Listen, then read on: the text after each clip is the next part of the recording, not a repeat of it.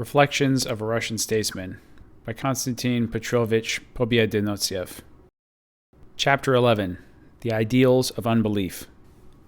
The ancient words, "The fool hath said in his heart, there is no God," apply with especial force today.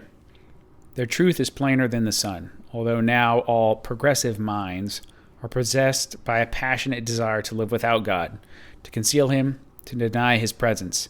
Even men at heart benevolent and honorable ask themselves how they may realize benevolence, honor, and conscience without God. The government of France, in the last stage of political disintegration, has organized its national schools without God. Among us, unhappily, certain representatives of intelligence have rivaled the Moscow princes who said, "Ah, France, no better country in the world." For not long ago, a celebrated schoolmaster pointed out the French scholastic system as a model worthy of imitation. Among the latest books officially prescribed for study in the female schools of France is one entitled Instruction morale et civique des jeunes filles, or in English, Moral and Civic Education of Young Girls. This is in the nature of a secular catechism of morals, appointed to replace the study of the Word of God. This book is worthy of notice. It is divided into 3 sections, each bearing a different title. The first is composed of certain moral precepts on duty, honesty, conscience, and so forth. The second part contains a short description of the state and of the national institutions. The third part treats of woman, her mission, faculties, and virtues.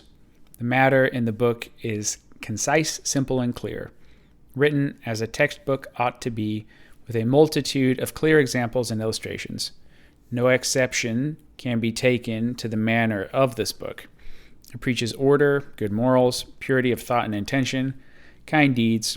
It approves with emphasis the sentiment and recognition of duty, and carefully sets forth a woman's duties in social and domestic life. One thing alone is notable. On no single page is mentioned the name of God, nor is there the slightest reference to the religious feeling. The author, after explaining the great importance of the part played in man by conscience, defines it thus: conscience is our conception of the opinion which others have about us and our actions. On this treacherous and mutable base, the opinion of others, is affirmed the moral foundation of our lives. How excellently this illustrates the ancient proverb, "Who thinks himself too wise becomes a fool." Unhappily, to this stream of idiocy flooding France today are drawn even from our poor Russia little rills of native intelligence. And in our newspapers and gazettes, in our leading articles and feuilletons, are repeated in chorus the words of the Moscow princess. To the same chorus, too, often are drawn those well-meaning, but simple and inexperienced men who fancy newspapers must bring to them some new word of civilization. Nothing is more deplorable than the reasoning on the subject of education of our journalist critics, who tell us that while religion and religious training are indispensable, churches and ministers must be abolished. Sometimes they speak more plainly. We do not reject religious teaching. We even demand it. We cannot understand education without it, but we object to clericalism. By this term, we must understand the church and everything appertaining thereto.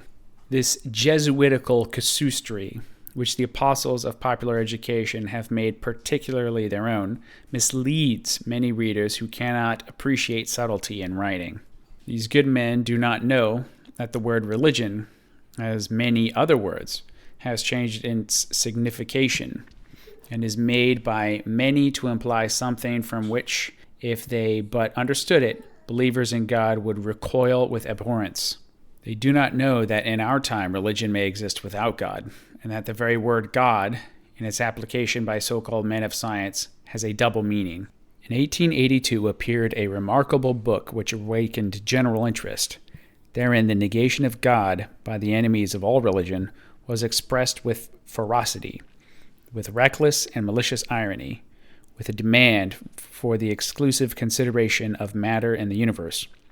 The first part of the work expressed in a tranquil tone, with dignity, with an ideal outlook on life, the whole teaching of the religion without God. This book was entitled Natural Religion. Its author, Professor Seeley of Oxford, was he whose former Ecce Homo, which appeared 10 years before, had attracted the attention not only of men of science, but of religious idealists who sought in it some new word on Christ and the Christian faith. A Russian translation of this latter work has been published by an admirer.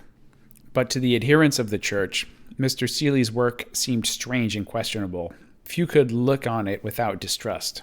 This book contained an artistic analysis of the earthly life and character of Jesus Christ, treating exclusively of his human nature. It was written in a spirit of deep piety and the language of philosophy, with occasional recourse to the terminology of theologians. The object of the work seemed to be to hold up the image of Christ to pious imitation. The author, it seemed, was a Christian, full of religious feeling, but many religious readers took alarm as if their views and sentiments of Christianity were not in accord with the views and sentiments of the author. The picture of Christ was a picture of supreme holiness, purity, and goodness, but not that picture which we have been taught to venerate from childhood, not the Christ honored by the Christian Church. Something discordant appeared throughout the book, as if the author had either lost all faith or was on the point of losing it. Nevertheless, the writer plainly affirmed his faith in the existence of a personal God, in the immortality of the human soul, in the messianic significance of the appearance of Christ, and even, although with some hesitation, in the reality of his miracles.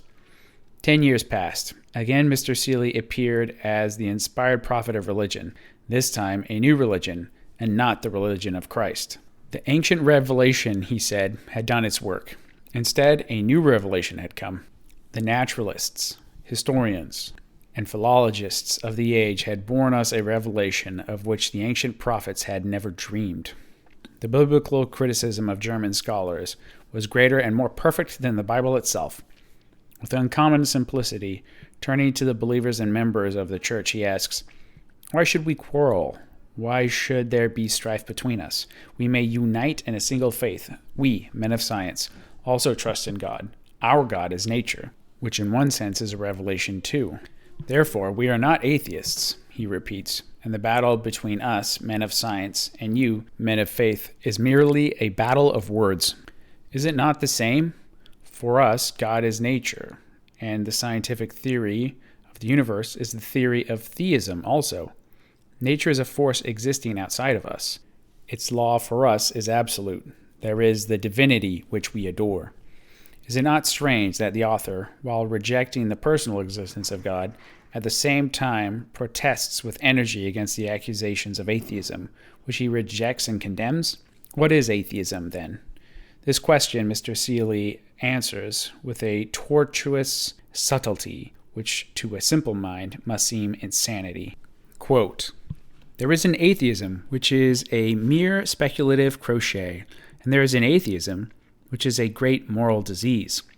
The purest form of such real atheism might be called by the general name of willfulness. All human activity is a transaction with nature. It is the arrangement of a compromise between what we want on the one hand and what nature has decreed on the other. Not to recognize anything but your own will, to fancy anything within your reach if you only will it strongly enough, to acknowledge no superior power outside yourself, which must be considered and in some way propitiated if you would succeed in any undertaking. This is complete willfulness, or, in other words, pure atheism." Close quote. To illustrate this obscure and disorderly argument, our author takes as an example a country in its fate, a symbol of pure atheism, and points to Poland. Quote, "That unhappy Poland, not indeed extinguished, but partitioned, and every 30 years decimated anew, expiates the crime of atheistic willfulness, the fatal pleasure of unbounded individual liberty, which rose up against the very nature of things." End quote. Having disclosed this theory of religion, he describes in detail how the religious feeling is born from science, and, passing through the prism of imagination, is refracted in the moral nature of man into a religious trinity, the religion of nature, the religion of humanity, and the religion of beauty. In this book, written with talent and spirit, is a doctrine by no means new, although for the first time expressed with such completeness. The reader finds there the well-known features of the positivism so fashioned in our time, features familiar through the writings of Kant, George Eliot, and Herbert Spencer, the well-beloved of Russian translators. Not one of these writers exposes so clearly the internal weakness of this fashionable theory as the author of Natural Religion. To what idiocy must the mind have sunken when, drawn by the pride of self-adoration, it rejects the supernatural in life and nature, and strives to build a theory of life in relation to the universe. This theory is condemned to turn in an enchanted circle and to contradict itself forever.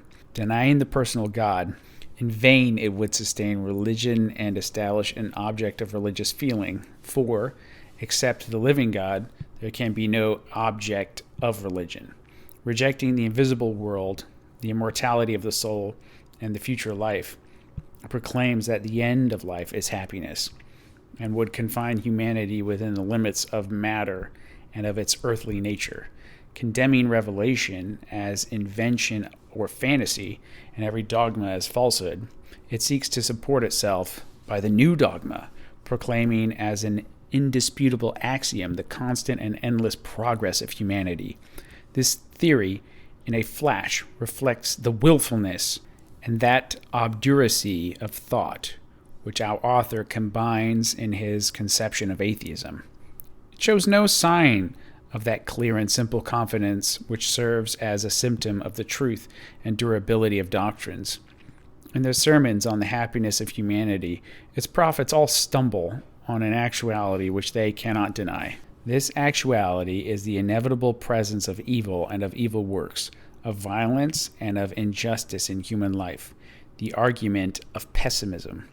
This argument cannot be lived down, although some of the apostles of positivism strive to stifle its voice or hypocritically to ignore it, while others, more conscientious, stand by it with grief and questioning.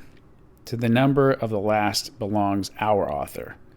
While extolling the new religion of nature, humanity, and beauty, and proving the strength and actuality of the cult it preaches, at the same time he admits that hardly we have found satisfaction in these ideas when pessimism raises its head and brings us to despair.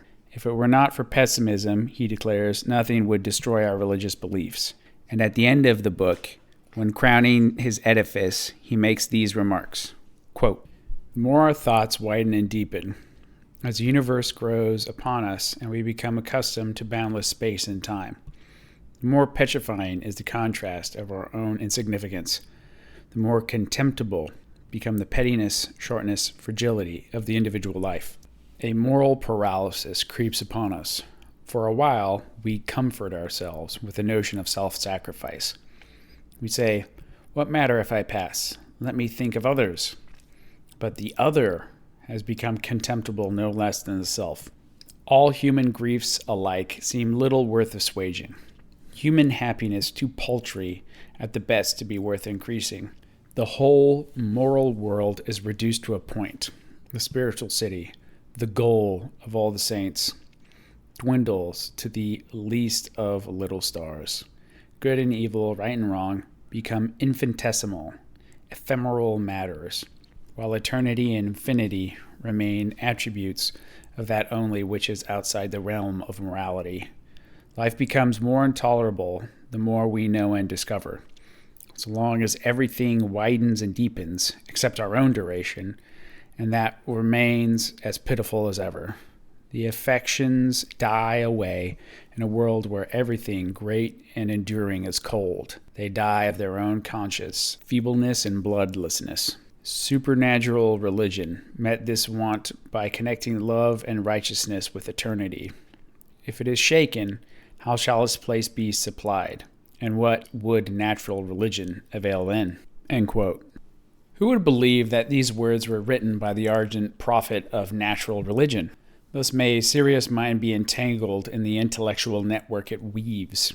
The essence of this work, with all its moderation of tone, with all the sincerity of its author, is a joyless paradox that the various systems of cosmology, the scientific, the artistic, and the humanist, contain elements of religious feeling cannot be denied.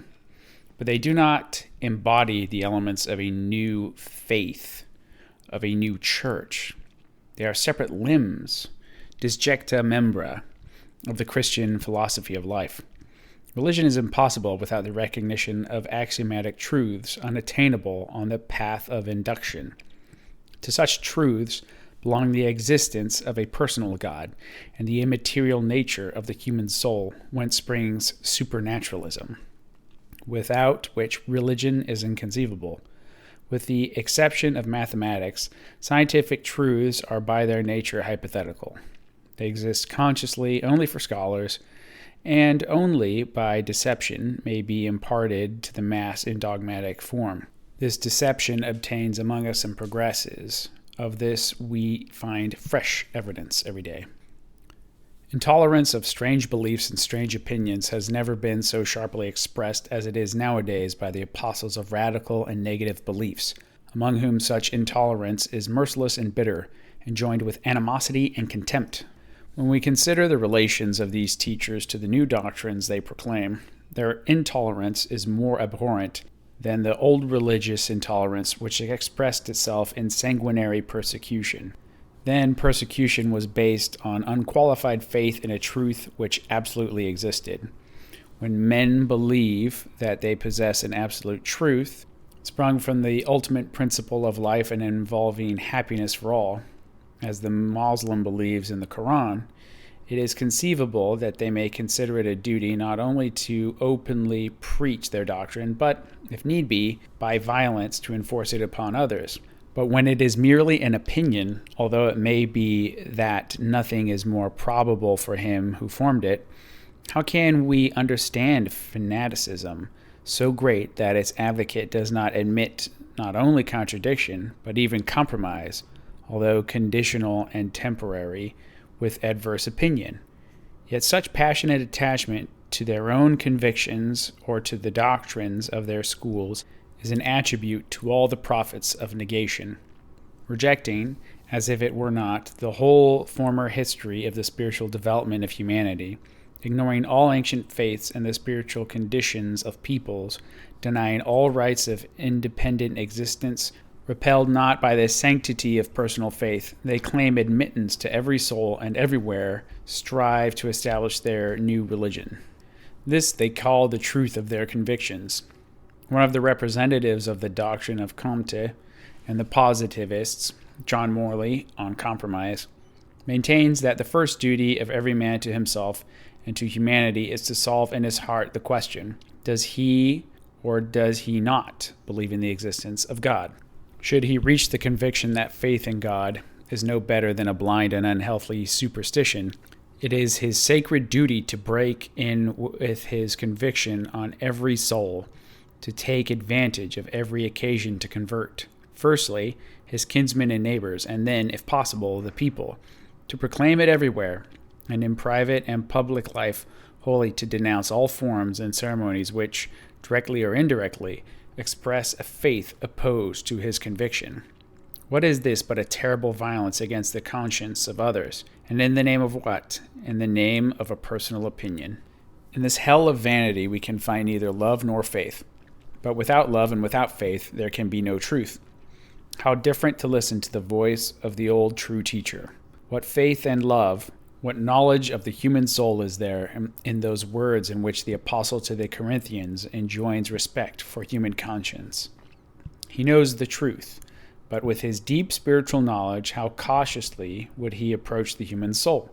His purpose is that the soul shall accept and embrace the new belief in the spirit of sincerity and truth by faith alone, without disunion, without discord with itself. All that comes not from faith is sin.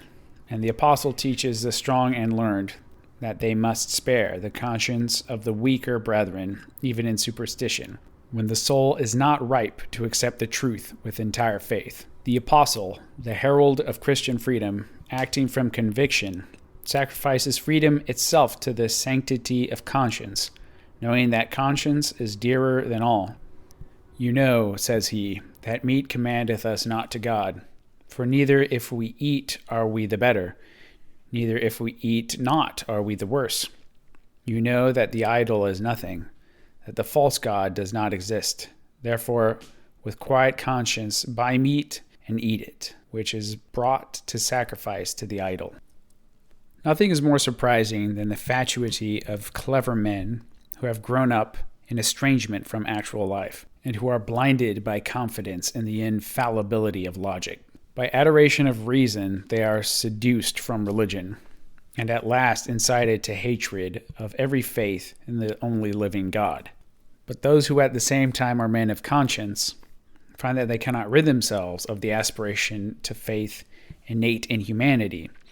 Those whose hearts are unhardened by the severity of logic admit the lawfulness of religious feeling in man, and strive to satisfy it by some religion devised by themselves. We may wonder at the fancifulness of plans contrived by minds apparently striving to drive away everything like fancy out of their reasoning and deliberations. Strauss, in his work on the Old and the New Faiths, while rejecting Christianity, speaks with enthusiasm of the religious sentiment, but as its object and center replaces the living God with the idea of the world, the so-called universum. After the death of Mill, his occasional thoughts on religion appeared in London under the title 3 Essays on Religion, Nature, the Unity of Religion, and Theism. The unity of religion he admits without reserve, and, while rejecting Christianity, he speaks of the individual Christ with the greatest enthusiasm. Quote, "The value of religion to the individual, both in the past and present, as a source of personal satisfaction and of elevated feelings, is not to be disputed. But it is still to be considered whether, in order to obtain this good, it is necessary to travel beyond the boundaries of the world which we inhabit, or whether the idealization of our earthly life, the cultivation of high conception of what it may be, is not capable of supplying a poetry and, in the best sense of the word, a religion, equally fitted to exalt the feelings and, with the same aid from education, still better calculated to ennoble the conduct, rather than any belief respecting the unseen powers. 3 Essays on Religion, Unity of Religion." End quote. The question is worthy of Mill, as we know him by the history of his education. It is interesting to note how in his decision of this question, Mill could not, with Strauss, accept as decisive the idea of the universe. For Mill, strange to say, did not trust in nature. In the beginning of the same book, true as ever to his estrangement from reality, he speaks of, quote, "Inquiry into the truth of the doctrines which make nature a test of right and wrong, good and evil, or which in any mode or degree attach merit or approval to following, imitating, or obeying nature." End quote. These doctrines Mill rejects, for in nature he sees blind force and nothing more. Nature inspires desires which it does not satisfy. It builds great edifices, powers, and actions. In a moment to overthrow them, it destroys blindly and indiscriminately all that it has created. For this reason, Mill declines to construct on nature any system of morals or religion. What, then, does he think? These are his own words. Quote, "When we consider how ardent a sentiment, in favorable circumstances of education, the love of country has become, we cannot judge it impossible that the love of that larger country, the world, may be nursed into similar strength, both as a source of elevated emotion and as a principle of duty. He who needs any other lesson on this subject than the whole course of ancient history affords, let him read Cicero, De Officiis." It cannot be said that the standard of morals laid down in that celebrated treatise is a high standard. To our notions, it is on many points unduly lax, and admits capitulations of conscience. But on the subject of duty to our country, there is no compromise.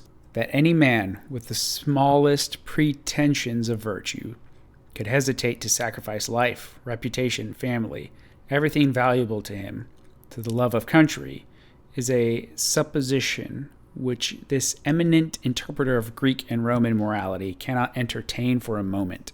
If, then, persons could be trained, as we see they were, not only to believe in theory that the good of their country was an object to which all others ought to yield, but to feel this practically as the grand duty of life, so also may they be made to feel the same absolute obligation towards the universal good.